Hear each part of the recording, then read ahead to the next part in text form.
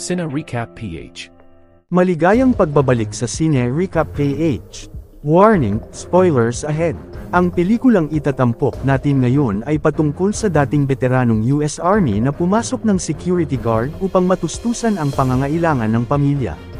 Ang pelikulang ito ay ang American action thriller film na ipinalabas 2020 na pinamagatang Welcome to Sudden Death. Bago tayo magpatuloy, paki-like ang video at mag-subscribe na din sa channel na ito. Maraming salamat. Nagsimula ang kwento kung saan ilan sa US Army Special Forces ang bihag ng mga terorista na pinapahirapan upang malaman ang kanilang mga kasamahan. Ang namumuno sa unit na si Jesse Freeman sa pilitang pinagsasalita ng mga ito sa kinaroroonan ng kanyang unit, pero ayaw niyang sabihin na ikinagalit ng terorista. Nang magtalo-talo sila, kinuha ni Jesse ang pagkakataon upang makatakas at pinatumba ang lahat ng terorista sa kapinakawalan ng mga kasama. Ngunit inactivate ang bomba sa tabi at wala na silang oras na mapigilan kaya tumakas na ang mga ito bago pa sumabog subalit tinamaan ang mga sundalo. Magmula noon, hindi na nakabalik si Jesse sa army matapos ang sinapit na trahedya, dahil sa bago niyang trabaho kinausap siya ng asawa sa laging pagiging wala na mas inuuna pa ang trabaho. Ginagawa lang ni Jesse ang nararapat upang mabigay ang pangangailangan ng pamilya. Habang naghahanda ang asawa ng makakain ng bunsong anak na si Mara, ipinakita ang pag-aaral nito sa martial arts. Lagi namang nagtatalo ang magkapatid dahil palaging binubuli ni Ryan ang bunso. Pinagsabihan ito ni Jesse at isinasama sa kanyang trabaho para manood ng laro. Tumanggi ang bata pero nang ipakita niya ang tiket na maglalaban ang isang kilala na basketball team na iniidolo nito, nagbago ang isip ni Ryan at gusto niya na ding sumama. Si Jesse ay nagtatrabaho ngayon sa isang sports arena bilang isang security guard, dahil sa kilalang kupunan ng maglalaban abala ang lahat at dumalo pa ang bagong may-ari ng stadium na si Diana Smart at ang boyfriend nitong sikat na mga awit na si Millie. Subalit tila nagkakaproblema sa control room matapos mawala ng internet connection. Ang head security na si Devlin nag-request ng tech na mag-aayos. Dinala naman ni Jesse ang anak sa security office para ipakilala sa mga kasama at sa kanyang boss.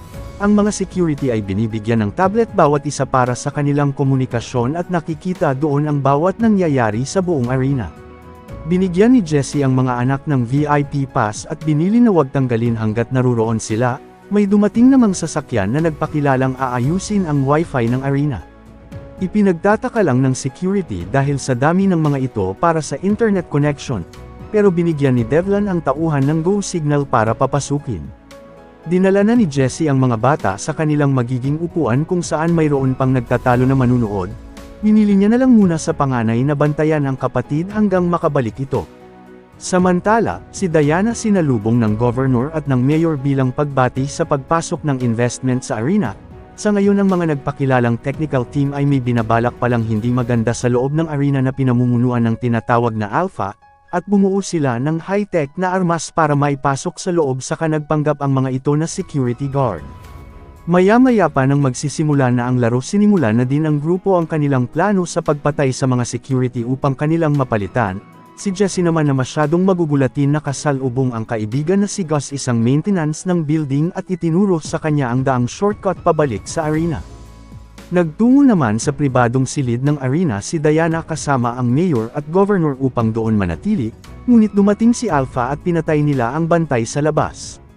Pagpasok sa loob, hinostage niya ang lahat ng mga naroon kabilang ang mga opisyal kapalit ng digital coin mula kay Diana na naghahalaga ng 1 bilyon. Nang magmalaki ang governor bilang isa siyang mataas na politician, pinatay ito ni Alpha upang ipakita na seryoso sila. Ang mga bata sa arena nagtataka kung bakit hindi pa bumabalik ang ama. Lumabas na muna si Mara para umihi kahit pinipigilan ng kapatid pero wala itong nagawa. Pagdating sa labas, napakahaba ng pila. Ginamit ng bata ang VIP pass para makapasok sa banyo ng security, ngunit nasaksihan niya ang pagpatay ng mga terorista sa totoong security guard. Sinubukan niyang tumakas pero nahuli ang bata at balak dalhin kay Alpha. Nakikipagsundo pa din si Diana sa grupo sa hinihingi nilang pera na hindi ganun kadali maglipat, subalit may magaling pala itong hacker, gamit lang ang bank account niya at sinimulan ang pag-hack. Nakabalik na din si Jesse sa arena, ngunit nalaman niyang umalis si Mara para umihi na ikinagalit nito sa pagpapabayan ni Ryan. Hinanap ni Jesse ang anak gamit ang VIP pass upang masundan. Sa control room wala nang mahanap na signal sa lahat ng security tablet. Nang makita ng head security si Jesse hindi ito sumasagot dahil abala siya sa paghahanap ng anak. Nang masundan na sana niya ito, kinuha ang VIP pass ng bata upang ligawin siya sa ibang daan at nakaharap doon ang terorista pero naghinala si Jesse, nakuha niya ang hawak nitong baril ngunit hindi niya alam kung paano gamitin. Nagmano-mano sa laban ang dalawa kung saan masyado siyang minaliit, ang hindi nito alam hindi ordinaryong security guard si Jesse. Tamang-tama din ang pagdating ng kaibigan na may napapansin kakaiba na tila napapalitan ng bago ang lahat ng gwardiya. Sa ngayon ang bata hawak pa din ng terorista, pero nakagawa ito ng paraan at tumakas habang nakilala naman ni Diana ang totoong pagkatao ni Alpha, na ang pangalan niya ay Job Davis dating CIA counter-terrorism at naintindihan niya na ngayon kung para saan ito. Nagsagawa ng investigasyon noon si Diana sa kanyang team at napatunayang responsable si Davis sa ilegal na raid na pumatay ng pamilyang inosente. Nang matanggal ito sa serbisyo iniwanan si Davis ng pamilya at ngayon naghihiganti siya kay Diana. Samantala nakakita na naman sila Jesse ng kahinahinalang security, nang may mapansin siyang kakaiba agaran silang tumakas ni Gus at nagtago sa alam nitong ligtas na silid. Kasalukuyan namang tinatagwa ng bata ang humahabol sa kanya, ngunit nahuli din ito at pinagbantaan na may gagawin siya pag inulit niya pa ang ginawa. Lumabas ulit sila Jesse para hanapin ang iba, nakakita sila ng isa pang kahinahinalang security ngunit nang lapitan ni Gus magaling ito sa pakikipaglaban. Nakaharap ito ni Jesse na may kagalingan na talagang hindi rin basta-basta, pero sa pag-aagawan nila ng baril na tamaan nito ang sarili.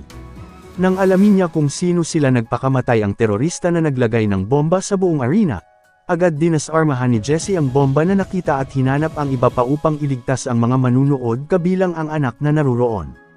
Sa ngayon wala pang nakuha ang hacker sa account ni Diana, nagalit si Alpha at ipinapapatay sa kanya ang boyfriend at ang mayor buti na lang napasok na ng hacker ang account at sinimulan ang paglilipat ng pera.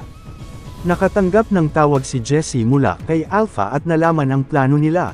Ngunit dahil dito nalaman ng terorista na may isang security guard pa at agad pinahanap sa mga kasama habang dumating doon ang tauhan kasama ang bata. Bumalik si Jesse kay Ryan para ibilin na kahit anong mangyari wag na wag itong aalis sa kinauupuan, at agad sinimulan ang paghahanap sa mga bomba na nakalagay sa bawat exit ng arena para madesarmahan kasama si Gus. Sa itaas, nalaman ni Alpha na anak pala ng security guard ang bata habang patuloy na inaantay matapos ang paglilipat ng pera, nakuha na din nila Jesse ang lahat ng bomba at balak na palikasin ang lahat ng tao na naruroon. May naisip itong plano sa pamamagitan ng broadcast channel ng arena, nagpunta siya sa control room para ipaalam ang nangyayari pero ayaw maniwala ng operator. Ipinakita ni Jesse ang bomba para maglagay ng mensahe ang operator sa screen, subalit dumating ang naghahanap sa kanya na mabilis nitong tinakasan ngunit pinatay nila ang operator. Bumalik sa hallway si Jesse na sinusundan pa rin ng masasamang loob, nakasalubong niya roon ang head security na nagulat nang makitang buhay pa ito at inalam ang mga nangyari. Ngunit kabilang din pala sa grupo ang kanyang boss, nagawang makuha ni Jesse ang hawak nitong baril pero hindi niya alam paano gamitin. Naglaban na lang ang dalawa kung saan ipinakita niya kung sino talaga ito dahil hindi inilagay ni Jesse sa kanyang resume kung ano siya dati. Pagkatapos tinawagan niya si Alpha upang ipaalam na wala na si Devlin, subalit nalaman niya na hawak pala ng terorista ang kanyang anak kapalit tatapusin lang ang kanilang pakay. Nakakuha ng impormasyon si Alpha sa totoong pagkatao ng security guard na ikinagulat niyang hindi ito basta-basta. Napag-alaman din nila na may hawak itong VIP pass na nade-detect kaya malalaman nila kung nasaan ito. Pinapuntahan naman ni Alpha ang anak na lalaki nang makita sa VIP pass, nang ayaw sumama ng bata sa pilitan itong hinahatak ng terorista pero tinulungan siya ng mga nakakita. Sa ngayon pinapahanap na si Jesse ng mga tao ni Alpha. Nagpunta ito sa arena at nasundan siya roon kaya mabilis na tumakas si Jesse kung saan hinabol siya ng tatlo at hinanap, nang magkaroon ng pagkakataon doon na niya ito inatake kung saan pinagtulungan siya. Ganun pa man, hindi ordinaryo ang kakayahan ni Jesse kung saan napatulag niya ang dalawa. Huli nitong nakaharap ang kanang kamay ni Alpha na may kagalingan sa laban, pero hindi rin ito umubra kay Jesse at inalam ang kinaroroonan ng anak bago tinuluyan. Hindi na mapakali si Ryan nang hindi pa bumabalik ang ama, bumalik si Jesse sa maintenance room ni Gus at nagplano sila kung paano mapasok ang silid gamit ang naisip niyang paraan. Matapos naman makuha ni Alpha ang pera, wala talaga itong balak na aalis lang, ipinaalam niya na may inilagay itong bomba sa buong arena para sirain at mayroon siyang dala para sa paghihiganti kay Diana. Subalit may nakita pang naiwan na bomba si Gus sa isang exit, hindi niya alam kung paano disarmahan ang bomba kaya pinutol niya na lang ang nakitang wire ngunit nagtuloy-tuloy ang timer kaya mabilis nitong itinakas ang bomba sa labas, habang pinasok naman ni Jesse ang silid sa pagdaan sa salamin. Sumabog na ang bomba na nagawang maitago ni Gus sa basurahan, dahil sa matinding usok nagkagulo ang mga tao at nagtakbuhan palabas. Nagtataka din si Alpha na walang nangyari sa mga inilagay nilang bomba. Doon na inamin ni Jesse na nadisarmahan na niya ang lahat. Upang iligtas ang anak ginamit ni Jesse ang ginawa niyang armas, ngunit habang abala ito dinukot naman ni Alpha ang bata bilang bihag laban sa security guard. Nang mapanood ng asawa ang nangyayari nagmadali din itong umalis, naabutan ni Jesse si Alpha subalit nilagyan ng terorista ang anak ng bomba sa braso. Nagharap ang dalawang dating alagad ng batas sa laban kung saan ipinakita ni Jesse ang lakas niya. Ngunit nasugatan ito ng patalim, tumulong ang bata subalit muntikan itong mahulog buti na lang nahawakan ni Jesse ang anak at nailigtas. Pagkatapos tinanggal niya ang kutsilyo sa binti at kinuha niya din ang bomba sa braso ng anak, dumating din doon si Diana para tulungan ang mag-ama. Nang matanggal ni Jesse ang bomba, gumanti ito kay Alpha at isinama ang bomba sa kanyang pagkahulog na hinangaan ni Diana sa pagligtas nito sa lahat.